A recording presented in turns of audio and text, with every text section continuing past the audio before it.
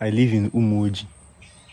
No leave, no transfer. One time, yeah, I made a video and I said ancestral land, Boa Robinago, Anetipo, and undefiled Arobinago. Do you realize that the reason Ajaani is so important is because this sand now, this Aja that you see on the ground, but the bodies and the graves of ancestors, besides the fact say ancestors, maybe the last generation farm this place now where they live, maybe the generation before that one, maybe now where did they bury, maybe they bury a couple people here.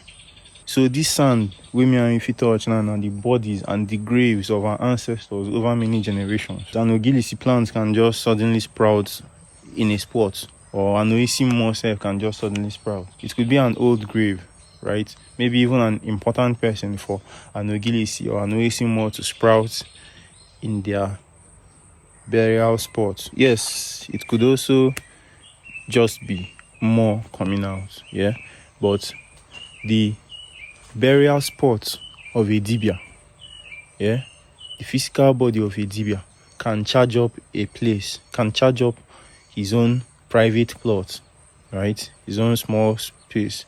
It can charge it up energetically.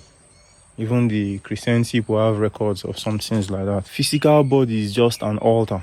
Whether a physical body of human being, goat, even stone where you pick up from ground. Physical body is just an altar, and this altar which you just interred, because if you're burying, you know what I'm saying, you just buried a human being, the altar which you just buried communed with tons of spirits. What kept Wahalusi?